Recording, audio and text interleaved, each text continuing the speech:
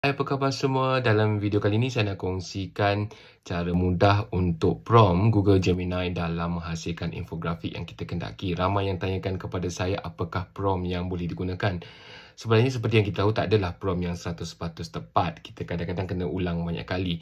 Tetapi ada struktur prompt yang kita boleh gunakan supaya janaan yang dihasilkan oleh Google Gemini ini menepati cita rasa dan juga kehendak kita. Jom kita tengok. Prompt dia bermula dengan create an infographic based on the following parameters. Ayat dia macam tu supaya dia ikut apa yang kita nak. Mulakan dengan title, tajuk, nyatakan tajuk kita dan juga content ataupun kandungan supaya dia tidak merapu. Kita bagi ringkasan boleh, nak bagi link kepada content pun boleh. Asalkan Gemini faham apa yang kita nak masukkan ke dalam infografik kita. Kemudian style. Style ni kita boleh gabung-gabung. Contoh nak colorful sketches based on Harry Potter theme. Kita just letak saja, dia akan ikut apa yang kita nak. Kemudian target audience, yang akan target audience kita, siapa sasaran kita.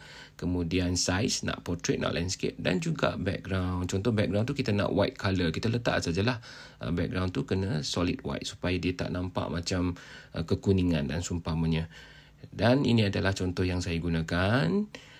Untuk infografik ini, saya terus masukkan ke dalam Google Gemini dan inilah hasilnya. Saya tak sunting langsung, ini adalah janaan pertama. Bila dah siap, tekan butang save di atas. Jangan right click save, nanti kualiti dia tak cantik. Tekan atas tu, dalam versi desktop lagi cantik daripada versi app. Selamat mencuba.